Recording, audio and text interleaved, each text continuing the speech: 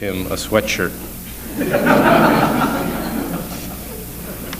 Those are the kind of incentives they gave me when I was in parochial school, you know, selling the world's greatest chocolate and Christmas cards and stuff. And they used to send us to Catalina, but I figured José wouldn't care to go to Catalina, so a SCI-Arc sweatshirt would be appropriate. I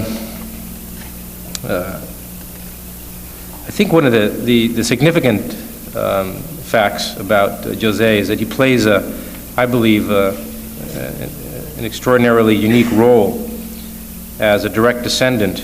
There's few of one of the 20th century masters.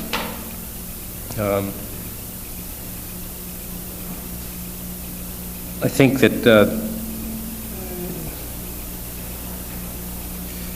he carries, I think, to some extent, as I was thinking about it, it's both a rare opportunity to be in that position, but it's also, I think, quite a responsibility of serving as a kind of a human link between important parts of our recent past and the future.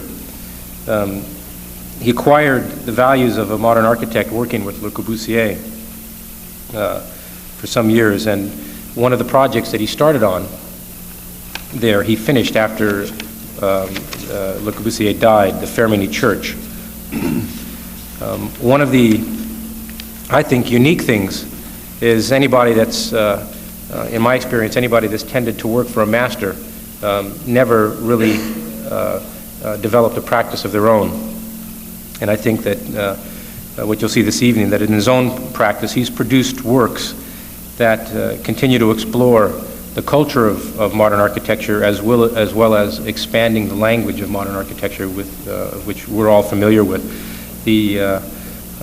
In seeing his work prior to tonight and seeing some of the images that he was putting together for the lecture, it's the one thing that it seems quite evident is that on the one hand he continues a dialogue with a great master, but at the same time he does it in a way that he continues to expand in his own way, unique way, the language that taught him so well. And I think the work this evening that you'll see at once will seem quite familiar, but at the same time, I think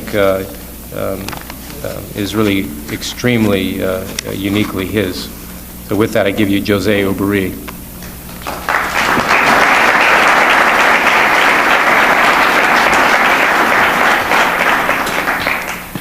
Okay, thank you. I'm very pleased to be here. I like the atmosphere of the school. It looks very energetic, and I think I like the building too. It's a little bit cold, but I didn't know that I was coming to lecture in the North Pole. So I will show you several things, and I don't know.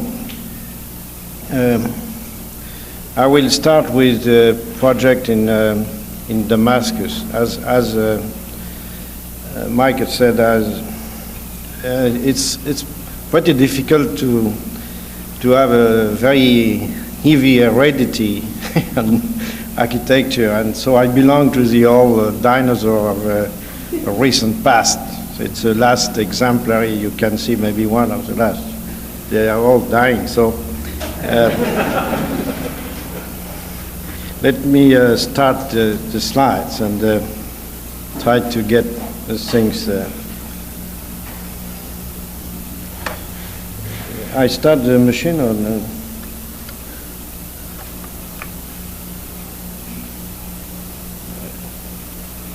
Is this start by myself, or is it I do that? Yeah. It start, okay. You push the forward button. Yes, perfect. Yeah. Okay.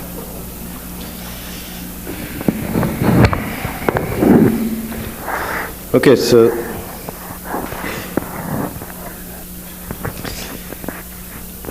Yes, this is just to say that, reaffirm two or three things in which I believe they are very simple. One is about space, and I saw a lot of space today coming here. And this happened in the sky or happened in, it's a kind of natural space which you can see. And sometimes the space gets controlled, and suddenly we make some intervention. I use this word because I have to. And in direct relationship with nature, and we bring our human desire and needs, and we produce something. So everything is not architecture, but sometimes you have a lot of buildings everywhere, and sometimes some people do some architecture. So it's a kind of, I'm very interested in this kind of relationship with nature, with light, with natural sight, with a kind of maybe romantic aspect of, as this one did not work. So,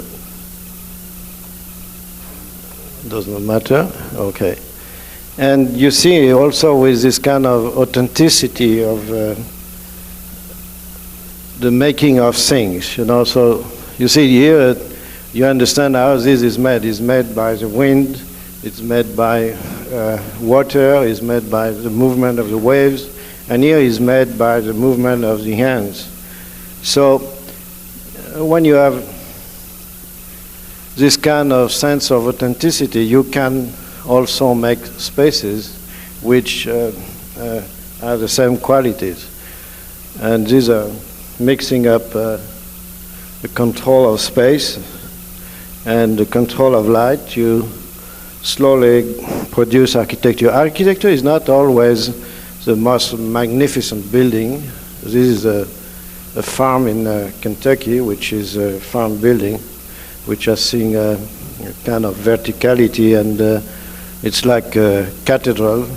And sometimes it's made with very simple things too. So, I mean, these are poles on the beach, and this is a swimming pool which is in direct communication with the sea in Brittany. And sometimes you have reading in architecture that you don't expect, that we track also. For example, this is in Jefferson University, and I discovered that there is a very strange visual effect between these two columns. This column in the center of the door, and in this other photograph you have the impression that this column goes in the back and the two other one advance.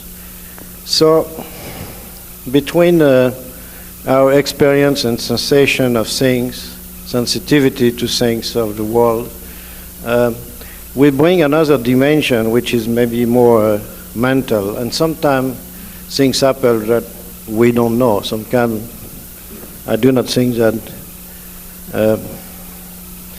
Jefferson was aware of this phenomena. So after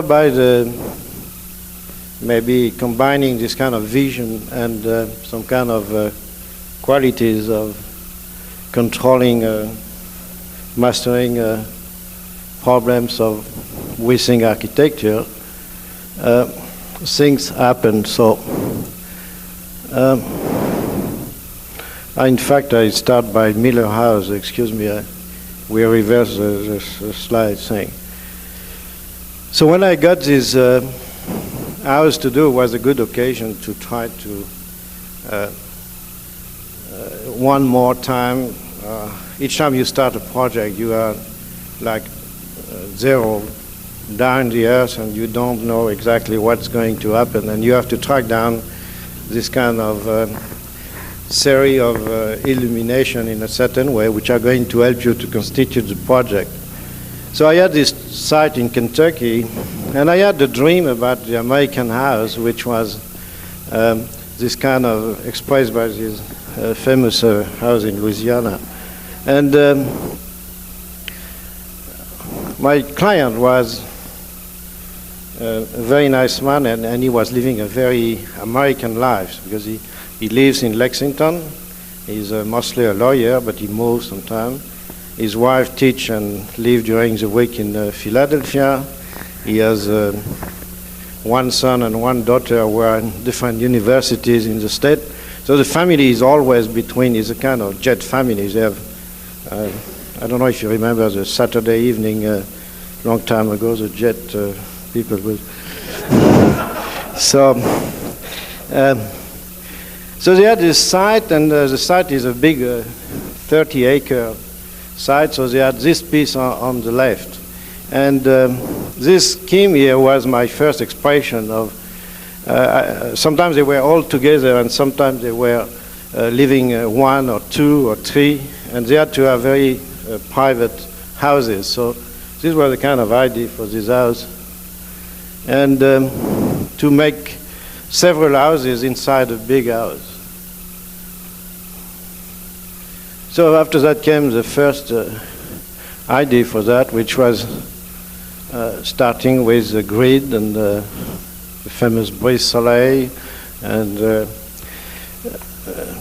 kind of separate facade. I mean, it was like if you want, like a kind of exploded cube. I mean, I had two references. One was the ground, and the other one was the top panel on the top, the roof on the top of the building. And all the other walls were exploded. And slowly you develop things. You know, I believe in I'm not doing architecture with drawings nor models. I'm trying to control some kind of idea of, you could call that, I don't know, ideograms or, so models and drawings are just to express a moment of the project. And until the project is built, and just before it is built, you can still do things. I mean, the building itself is like a big model, and you can still make an intervention. So I have a big problem because I have no drawing of this house, which is really a set of drawings that I can show. So I can show you only this thing, which try to deal with a different problem I encounter during the elaboration of the project. And so you see that you have two houses for the kids, and underneath the big roof you have another house for the parents. And you have all these wall limiting the space and creating, in fact, the main space of the house. So it's three buildings inside one building, or three objects inside one object.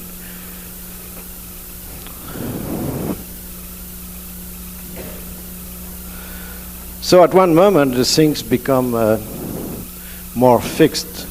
And finally, in this process, you see my studio is very corporate studio. And you have the final model here. I mean, I say final because at this time, I decided that it was going to be this way. And on the top, you have the model of one of the apartment inside. So I come back before on that. It's just to. So this was the two sides left of the four facade, vertical facade.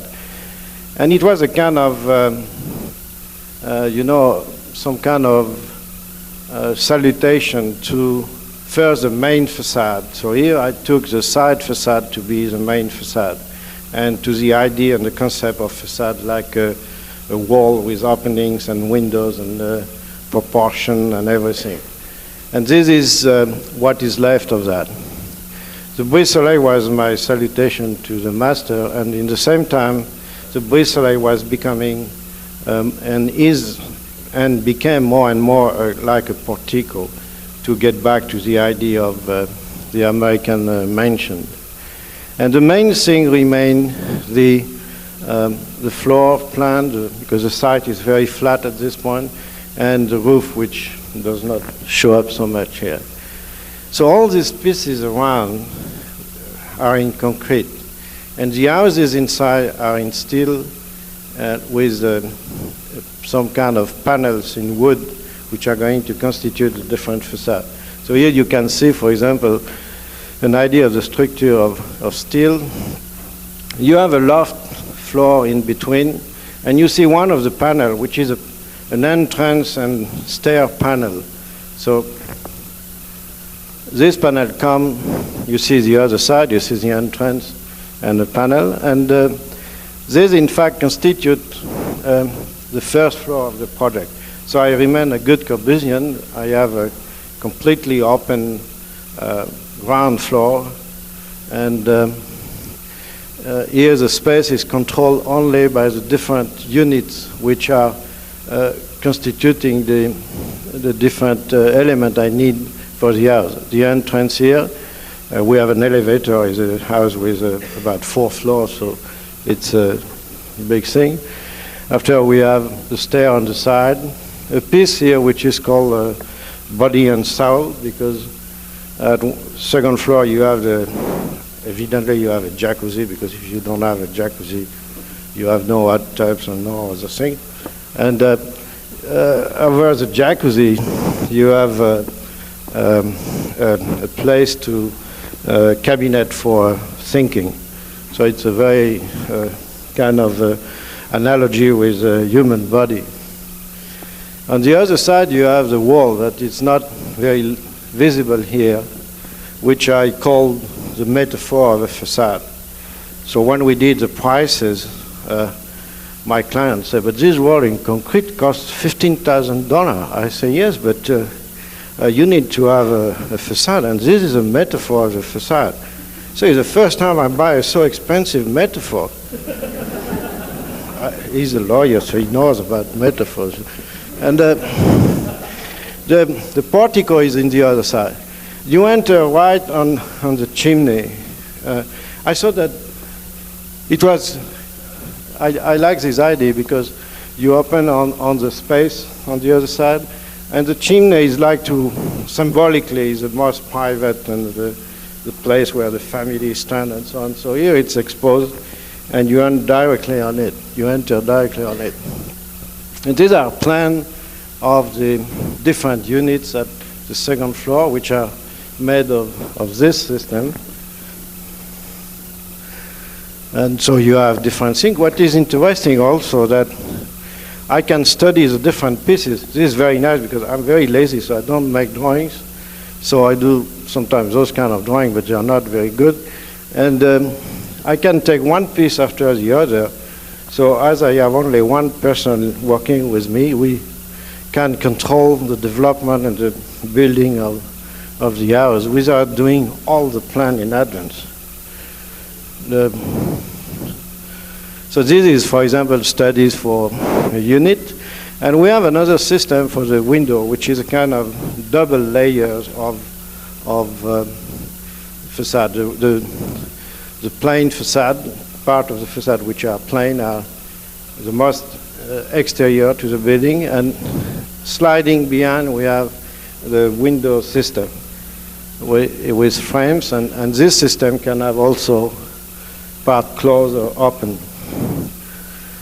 So after, you have to make some kind of drawing, because after all you are not doing just a building for yourself. You have to put people in it and beds and everything, and you have to look at the real dimension, and also to conform.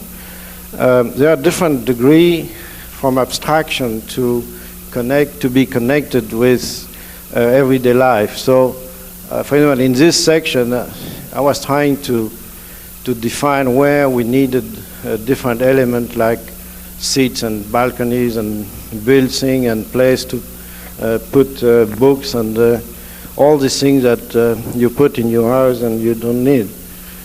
And after, you have debates about structure. Is that all? Sometimes you have problems. You say, is that all concrete, or is that all or steel and concrete, or all steel, or so you try to make a decision, and you continue, and the things finally take shape. So at this stage, a model for me becomes something which is to control all these drawings, you know, to define. So sometimes we make windows, they are wrong, we change it. And we do more and more, but this model is not like a finished model. It's still, you can make interventions. I mean, I don't want to consider an object like a work of art, which in fact is an element of a process. So it's a position which is maybe not current today, but I have no respect for anything else than the final result, which is the building itself. So all that are simulations, you know, analogies with the building are simulation of the building, and they help you to understand the problem you have, and they help you to understand where you have not solved something and where you have solved something. It's for example, a great experience I had. Michael was talking about Firminy, and one day we had met a series of plans, and we called the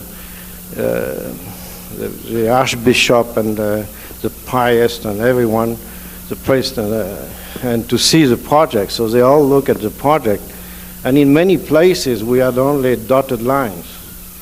So they say, but you said the project is finished, but there is a lot of things which are not finished, you know. They say, yeah, but this we don't know how it is, so we cannot draw it. We will draw it when we will know. So how you can make a price?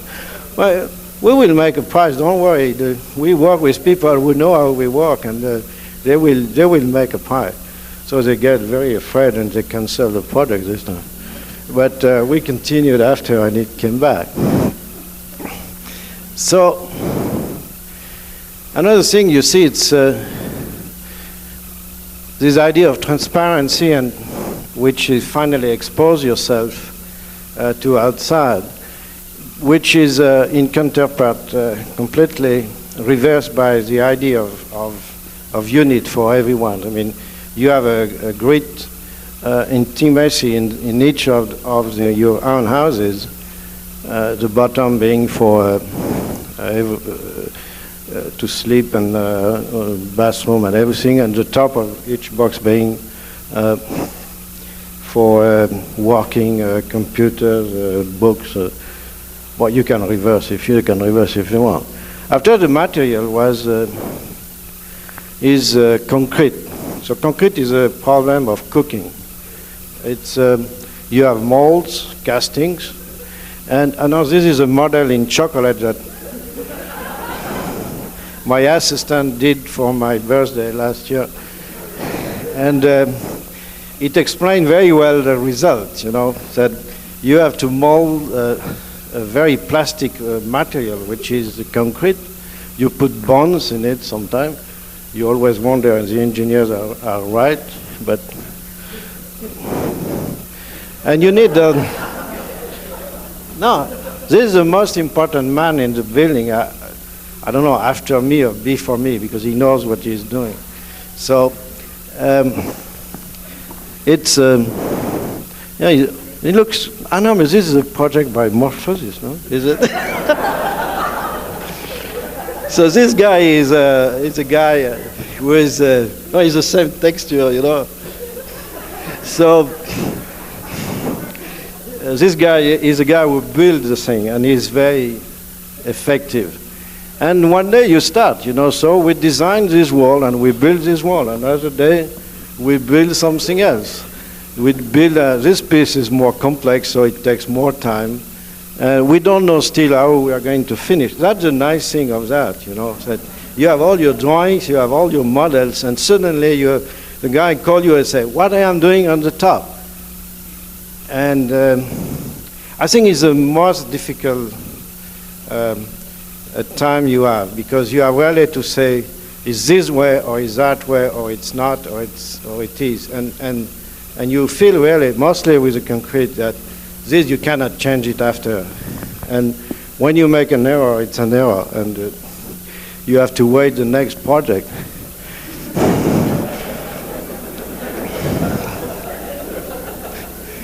So you see, you have an idea here. I put the model because you see the metaphor is on the side here. Is quite done. It's just 30 feet high by 40 or 50 wide. You know, it's sometimes my friend. It's a friend of until the house is finished. Is a client, but he told me I did not realize by the so small model how the building was so big. I say, me too. I did not. That the risk you have to make it. You see, it's this is the main entrance, and you see the casting and so on. This was yesterday. I took those photographs, and we developed it today. So this is the last news. And so the piece you see here, body and soul, is starting. This is the stair. We have the elevator, the metaphor, and the portico here. And this is how you are going to see in different places the land. And the center is when you enter with the by the main door. So I had before, you see this platform here, I had it before at one floor below, but at the last moment I lift it up, and it's very nice finally because you see all the city. And this was going as a scaffolding. I discovered that this was an error to put it at the second level, which was not so much different from the other one. So the best thing I could do was to go up, and it went very well. So you see now, those boxes are going to go inside. So I go fast because, you know, there's a big pieces like in the Venice church, some church, La Fenice church, for example, is beautiful because it's a very narrow street, and you have this church going up, and you have sculpture on the top. And if you look at the sculpture, they are very normal feet and enormous head, and they look at you this way. And with the perspective, you see it perfect. So this piece has a little bit the same role, you know. So this is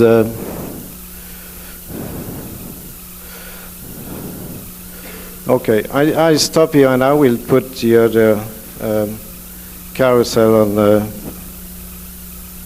Or I can go briefly on this one. Let's see. Yeah, this is a project I'm doing now in. It started in 1981 in Houston by a chapel, and this chapel was made of 3 angles.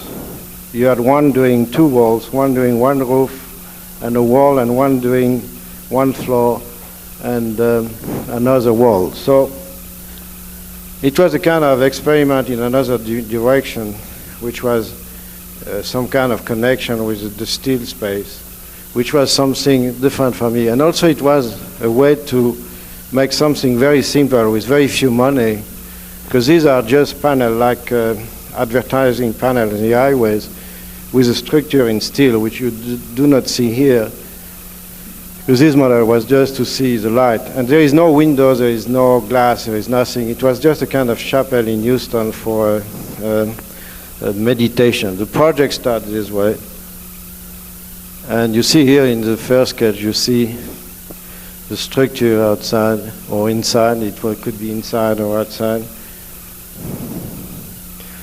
And this idea of trying to arrive to some kind of minimal expression of architecture just by texture and material and light and some kind maybe of space.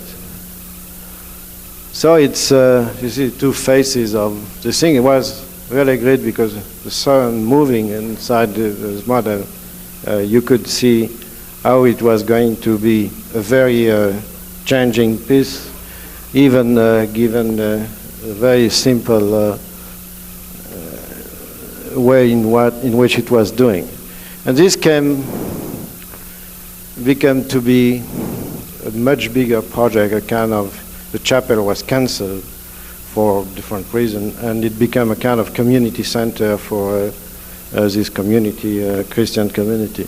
So they had this house on a big site that you see here, and now we are just working on that. Here you have the house, a community center. They wanted offices, so I put it in a tower because offices and corporate are always in towers. And after you have this bar, which is housing. So it's all organized because in Houston you have trees. There is a big tree just in front of it. There are many trees that I protect here. And in Houston, the climate is so heavy with humidity. It's probably much more difficult to live in Houston outside than it is in Los Angeles. And so you need a lot of small spaces between the building, and all the city is made of those spaces which are filled up of trees. So it's a little bit this idea which is here. This is a general plan from different views. And the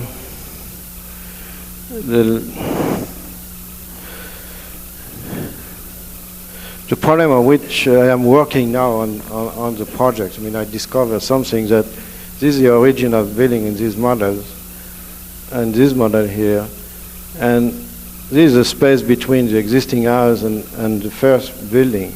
And I discovered that doing this wall on the back, I was cutting completely this building from the next ones. So I just made a move to bring transparency like in the other model. And this is what I'm working on. You have a ramp here, and this wall inside, which is a parallelogram, receive an enormous painting. You have always an artist who make trouble in a project. So for that, Corbusier was doing his own painting. And I have to deal with that. And so now he's very pleased because I put it on the second floor in the air. So you enter with a ramp and you see his big painting. And he has a small chapel in front of it, which is this box. And you can look at the painting from the chapel. But when you are at the ground floor, which is the most used, you don't see it. So we are both happy with that solution. So I think this box is as is just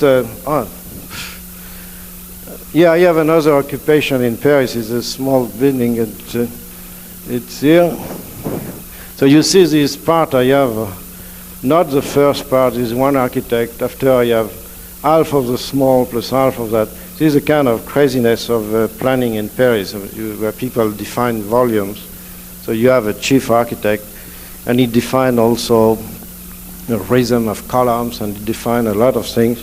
And you have to fill up your own building inside that. So this is what's going on in wait just 2 minutes. This is the back of the building, and it's also in concrete, which is very current in France. And just to give you an idea. So I have the other thing about Damascus that I want to show you.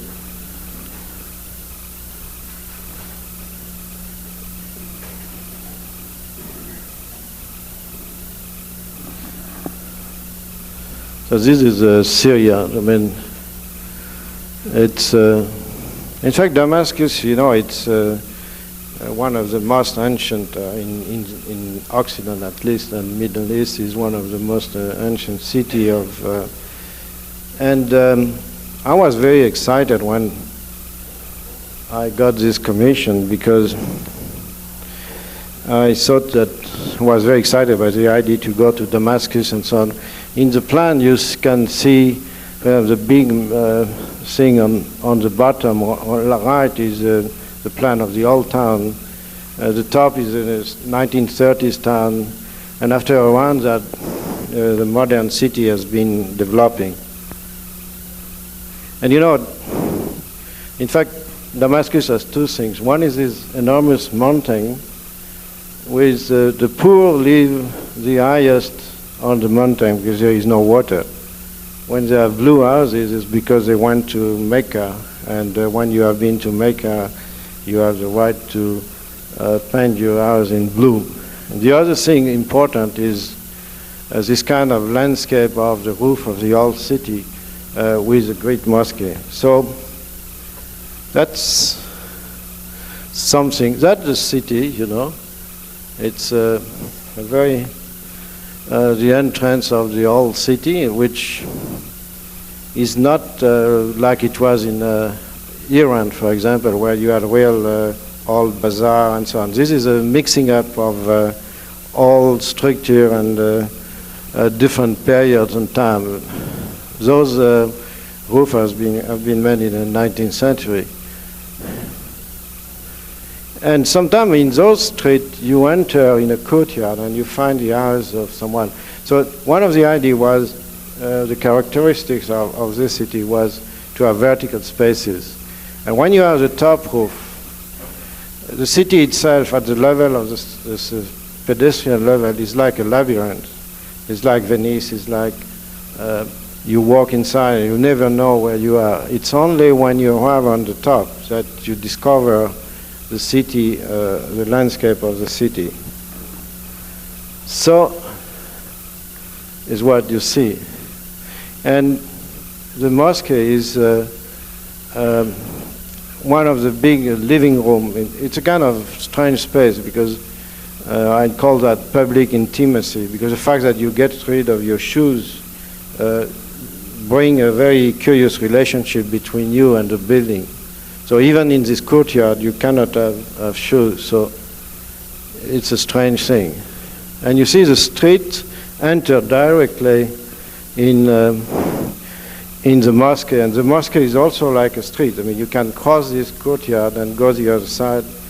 So it's a kind of also a curious thing that it's an institutional building, if you want, but with a certain freedom of access and use. I mean, you can sleep in the mosque, you can sleep in the courtyard, you can live with your family, you can do many things, and even invent very interesting lighting fixtures.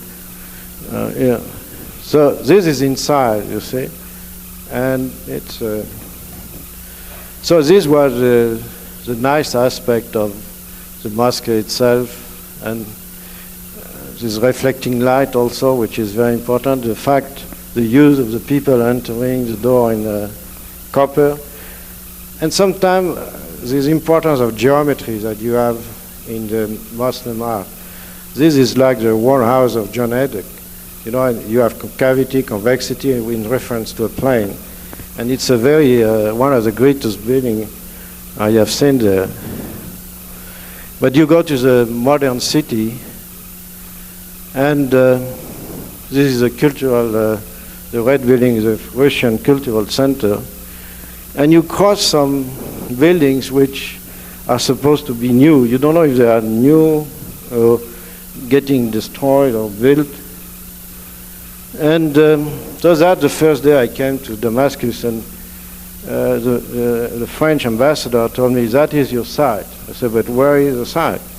He said, this thing here is going to disappear. Is that your site? And I said, but he said, you might be pleased, they are all modern buildings. Evidently, that's very. I was really depressed, you know. Make all this trip to dream about, and in fact, they are destroying a beautiful part of the city. And after when I had to consider the workforce in Syria, and these are people doing foundations, you know, so it can take a long time to build. After wars were the regulation, you know, my building is the middle of the second piece, the center piece. I was between two other buildings plus two bars and so on. So there is no, I was more and more convinced that it was no possibility of looking outside. All the things I was seeing were absolutely nothing to see with the old buildings of Syria or any other mosque. And with all these fantastic images that we have of the mosque as a piazza, as a school, as a, and in fact of an institutional building which could be a kind of answer to this problem of the institutional building. So when I was there, I said, okay, well, this one is reverse, excuse me, but I said this building should look on itself.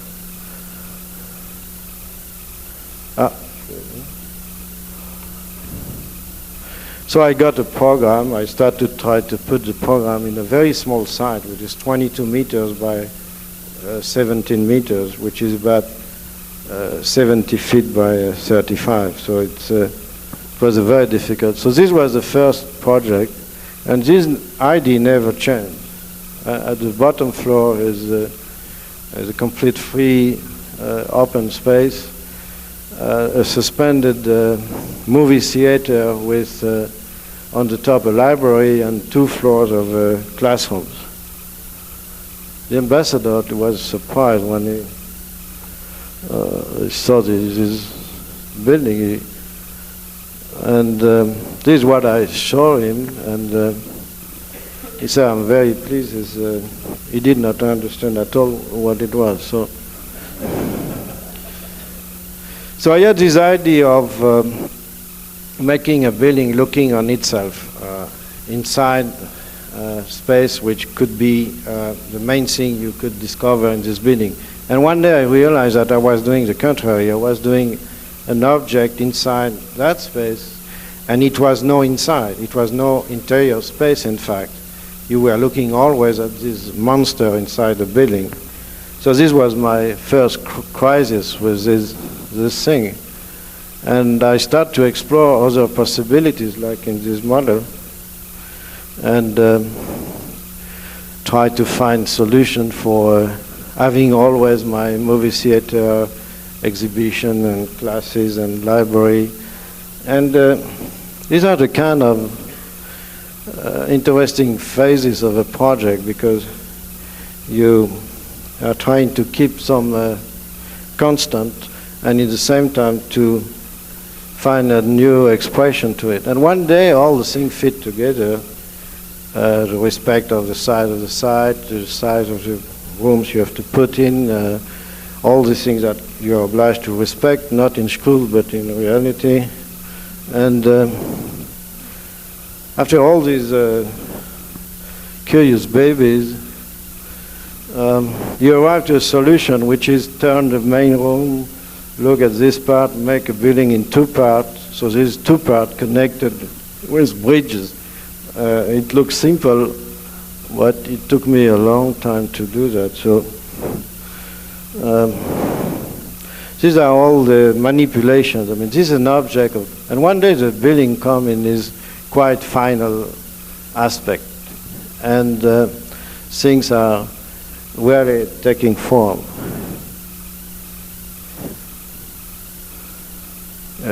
These are some kind of evolution of the section between the first project and the final project.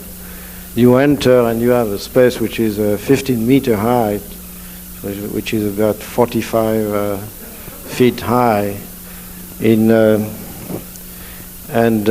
For that, the ambassador wanted always me to put floors inside. So you are losing a lot of space. He never understood the symbolic of the thing. Also, this move of the main room, the free plan, the main room turn, and the 2 parts.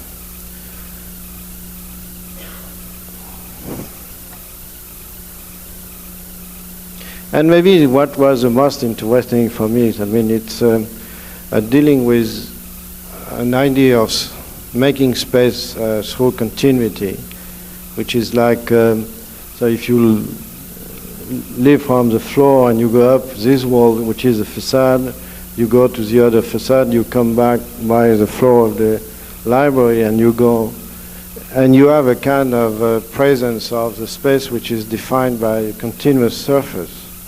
And this is surround you. And this is like a Möbius ring, you know, where you start one side, you go the other side, and you are outside, inside. You never know when you are inside and outside. And this was the kind of idea I had with this project, and that this model was trying to express. And this is why I decide to have the main facade always like a wall and try to protect it. So when you are in this building, you can see it from outside and from inside. I mean, you can identify those elements and find this idea. On this wall on the side, putting light on the top, I give light on the wall, and you can, even having the other floor on over it, you still understand this idea of continuities. I mean, it's a very dense field of building, and at the same time, you can always understand the complete dimension of the box, and you can always follow this surface and understand how the space is made. And this just to show that I had problem with fire escape, so I have a system of 2 stairs integrated together, and the enclosed one is for fire, and the outside one is to walk inside the building. So this is a kind of, after the final model became in the same time, because here we had to do a final model for the ministry, but it was still, we were doing the plan and the model in the same time, and more we were doing the model, more we could transform the plan, and more we were transforming the plan, more we were transforming the model. So it was a kind of slow build-up. This model, which could be done by a specialist in 3 days or 4 days, took about 2 months because of this process. This is inside the main theater, and studies of the back facade. The library is here. I mean, it's a place where you can see the back of the city, and you have the stage of the floor of the classrooms. I always make a mistake. And you arrive to the roof, and you have a theater on the roof, and on the roof you can, I try to reproduce vertically this kind of horizontal movement of the city. I mean, the displacement in the city, which was a kind of labyrinth horizontally, here is made vertically. I mean, and connect, my idea is, if you want, is not, and I think here you don't do that, but many architects are doing now, they try to copy the outside and like a way to be contextual. I think the contextuality should be something of a second or third degree reading. I mean, this has a strong connection for me with, and is born from the reality of the city of Damascus, even if it's transposed in a different language. This idea of entering a big space, because in the city the big spaces belong always to institutions, which are the mosque, but here it's a cultural center. To go all this promenade, vertical promenade inside the building through different spaces, and arrive to the roof where you also discover this relationship between the mountain and the great big mosque. It's a way to find this kind of analogy, this kind of homomorphy with the reality of the city. This grid here is not a sun breaker or something, it's a view breaker, because remember the big building I have in front of me. This is the side of the back side and the front side. And one day you see the thing finished too, so with some changes, because this is the main facade. I put the model because in this street it's very difficult to make photographs. It's better vertically. You see the grid is a kind of camouflage for the outside view, so it's made just of metal, very simply connected this way. It's all, you enter inside and you have an exhibition room here. Some water is just finished, so there is nothing in it. And this stair going up. Inside that space, and at each level you have the bridges which bring you back and forth from the two sides of the building. And you see you go up, and this is the inside stair of the movie theater. This is inside the movie theater.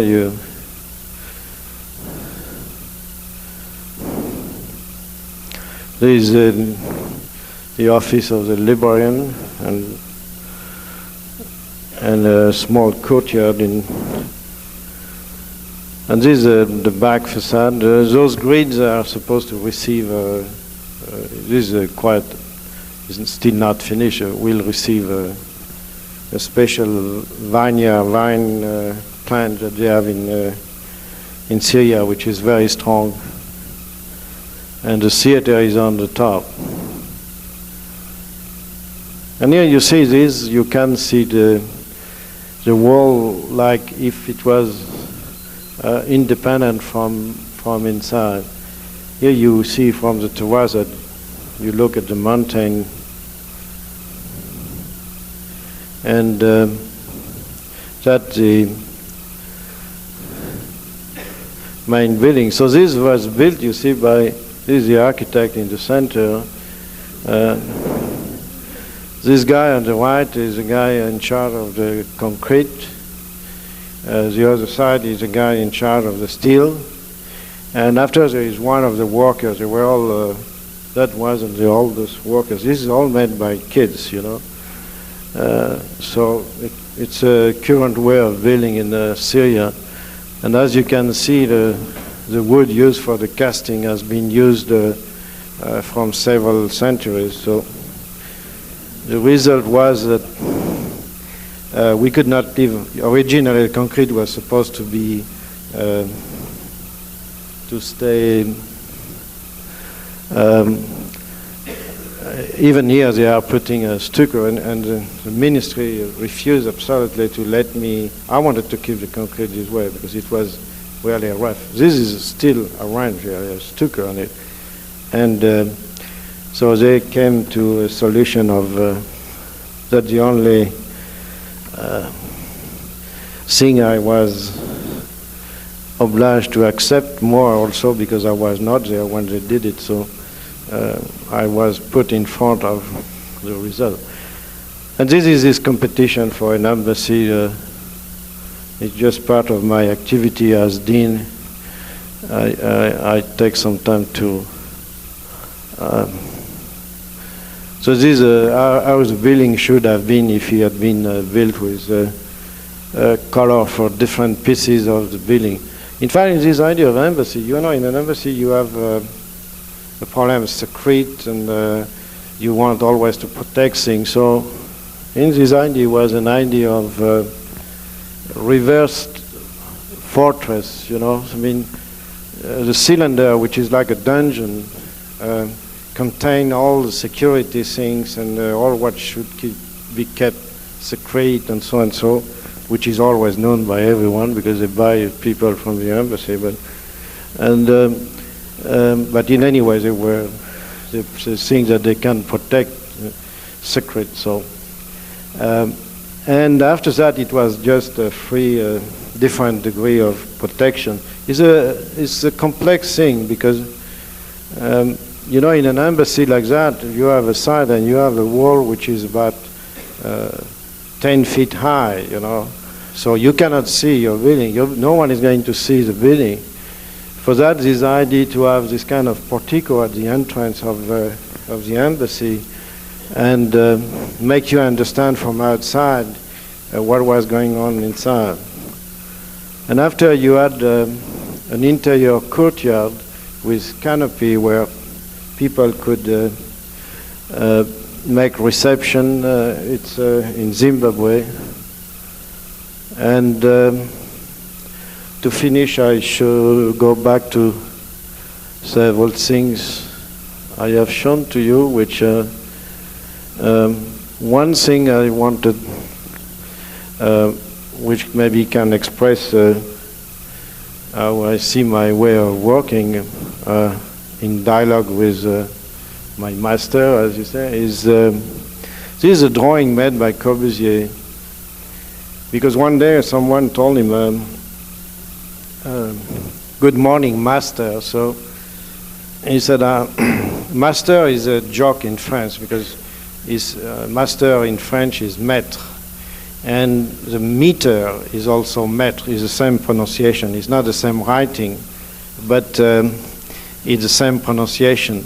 So Corbusier did this drawing and say, you know, I work every day a little bit and it produces something at the end. So a maître is equal 1,000 millimeters, which is and this drawing expresses that. I mean, if you add every day a little bit to your own current work, you build up maybe something.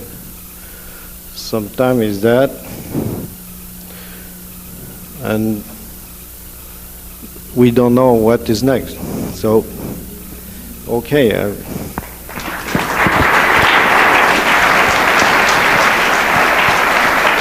Thank you.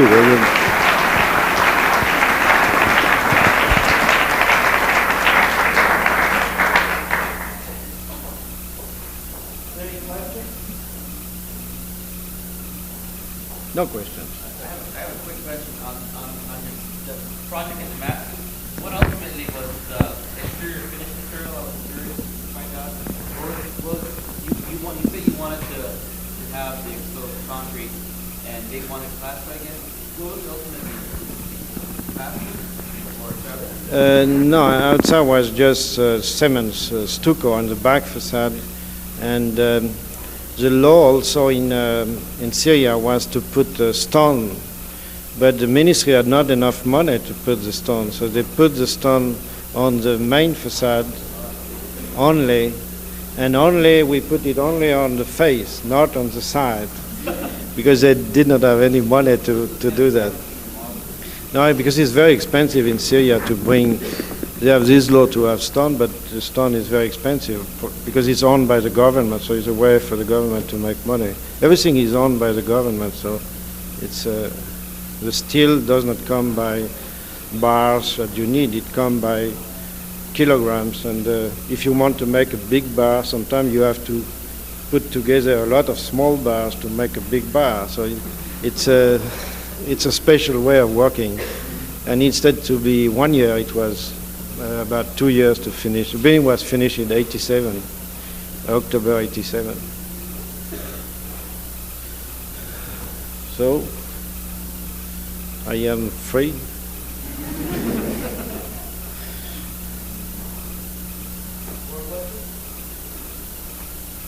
Okay.